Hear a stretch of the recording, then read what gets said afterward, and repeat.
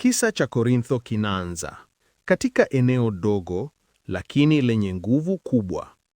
Kipande chembamba cha ardhi kilichounganisha pande mbili za dunia ya kale na kuamua mwelekeo wa ustaarabu mwingi. Kati ya huba ya Korintho kaskazini na huba ya Saloniki kusini, uliinuka mji uliokuwa kitovu cha biashara, lango la tamaduni na moyo wa nguvu katika ulimwengu wa Mediterania.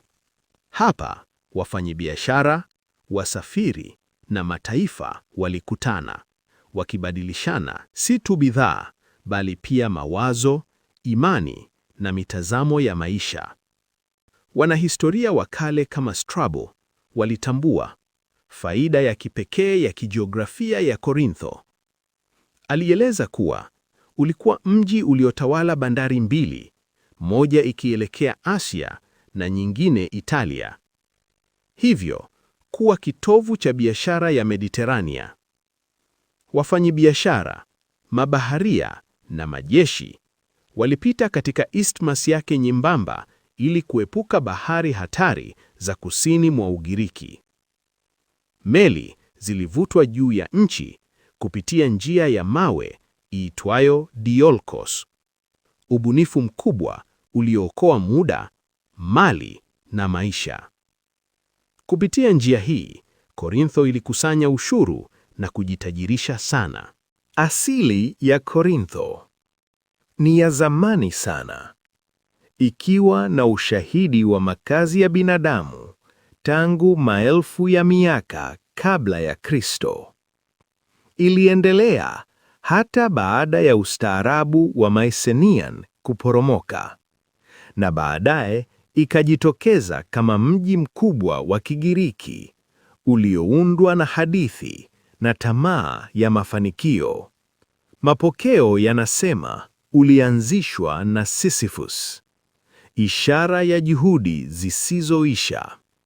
Baadaye utawala wa kifalme ulibadilishwa na utawala wa kidikteta chini ya Cypselus na mwanawe Periander, ambao waliiongoza Korintho katika zama zake za dhahabu. Chini yao, mji ulipanua ushawishi wake, ukaanzisha makoloni na kuwa kitovu cha utamaduni na utajiri. Katika kipindi cha kale, Korintho ilisimama pamoja na Athens na Sparta kama moja ya miji mikubwa ya Ugiriki. Ilikuwa na jeshi la majini lenye nguvu, uchumi imara na ushawishi mkubwa. Mwanahistoria Thucydides aliandika juu ya nafasi yake katika vita vya Peloponnesian, akionyesha nguvu yake na umuhimu wake katika ulimwengu wa Kigiriki. Korintho haikuwa tu sehemu ya historia, ilikuwa ikiumba. Biashara ndiyo ilikuwa moyo wa Korintho. Bandari zake mbili, Lekeam na Kentria, ziliunganisha mji huu na ulimwengu mzima. Bidhaa zilimiminika katika masoko yake: hariri na viungo kutoka mashariki, metali na nafaka kutoka magharibi, na kazi za mikono kutoka Ugiriki. Shaba ya Korintho ilikuwa maarufu sana, ikithaminiwa hata kuliko dhahabu. Utajiri wa mji uliongezeka kwa kasi, ukitokana na biashara na ushuru. Diolkos ilisimama kama alama ya ubunifu wa mwanadamu, ikiunganisha bahari mbili kupitia nchi kavu. Utajiri huu uliufanya mji kuwa wa kifahari sana. Mahekalu, masoko, chemchemi na majengo ya umma yalijaa kila mahali. Hekalu la Apollo lilisimama kama ishara ya ukuu wake. Agora ilikuwa kitovu cha maisha ya kila siku. Msafiri Pausanias aliuelezea mji huu kama uliojaa sanaa na sanamu. Chemchemi ya Peirene ilikuwa mahali pa kukusanyika kwa watu. tamasha kama michezo ya Isthmian yalivutia watu kutoka kila mahali na kuufanya mji kuwa wa kimataifa. Wakati huo huo, Korintho ilijulikana sana kwa upotovu mkubwa wa maadili. Uasherati ulikuwa karibu kuwa utambulisho wa mji huo, ukichochewa na mchanganyiko wa tamaduni mbalimbali na ukosefu wa mipaka madhubuti ya kimaadili. Katikati ya hali hii, kulikuwa na hekalu lililohusishwa na Afrodite. Vyanzo vya kale kama Strabo vinaeleza kuwa lilihusishwa kwa kiwango fulani na vitendo vinavyofanana na uasherati wa kidini. Hili linaonyesha jinsi ibada na tamaa za mwili zilivyokuwa zimechanganyika. Ingawa wanahistoria wa kisasa wanajadili ukubwa halisi wa vitendo hivyo, wengi wanakubaliana kwamba mazingira ya kijamii ya Korintho yalikuwa ya kuruhusu sana, ambapo uzinzi, mahusiano ya ovyo na kushuka kwa maadili vilikubalika kama sehemu ya maisha ya kawaida. Hali hii ilikuwa kinyume kabisa na utakatifu aliouhubiri Paulo.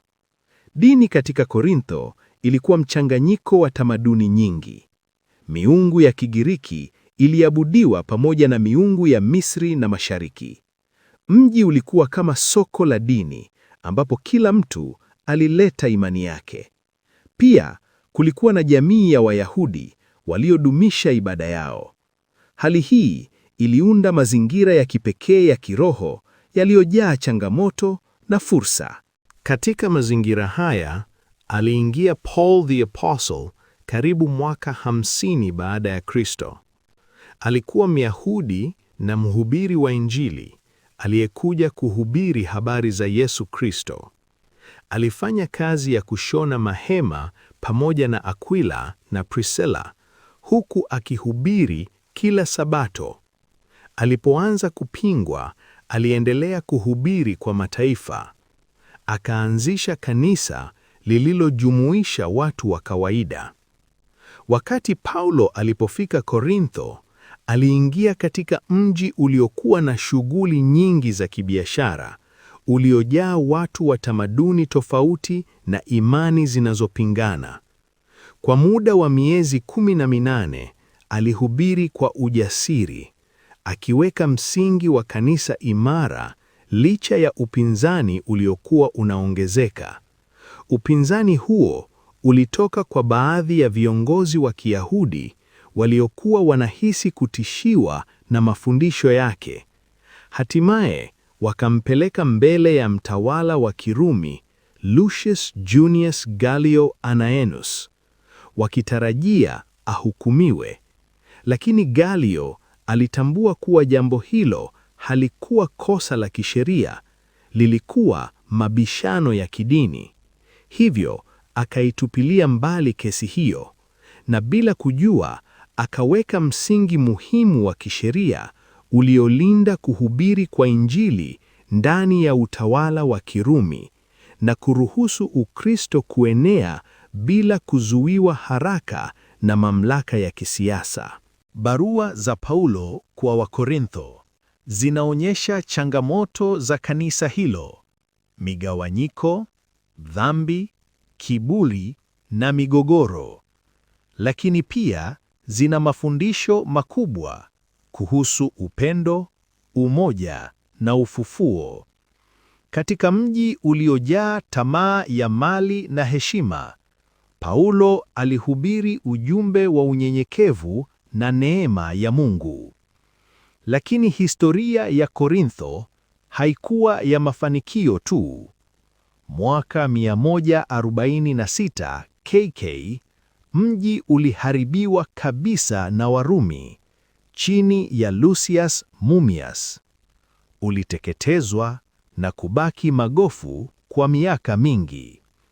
Baadaye, mwaka 44 KK, Julius Caesar aliujenga upya kama koloni la Kirumi na kuurudisha katika hali yake ya ukuu.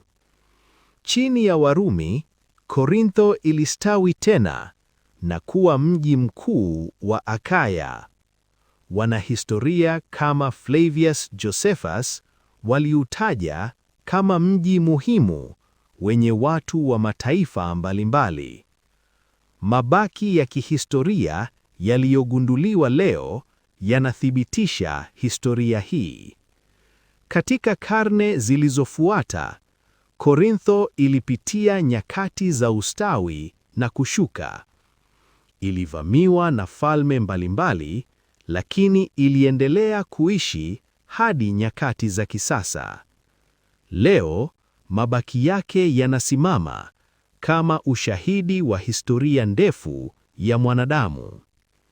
Korintho si mji wa kale tu, ni kielelezo cha maisha ya mwanadamu, mafanikio, tamaa na mapambano ya kiroho. Inatuonyesha jinsi binadamu wanavyoweza kufikia juu sana na pia kuanguka chini sana. Mwisho wa yote, Korintho ni hadithi ya kila kizazi. Ni hadithi ya tamaa ya mali, utafutaji wa maana na mapambano ya kiroho. Urithi wake unaendelea kuishi, si tu katika magofu yake, bali katika maisha ya kila mwanadamu anayatafuta kweli na mabadiliko. Ikiwa umependa historia hii, subscribe, share, like, comment, kisha acha historia iendelee kuzungumza.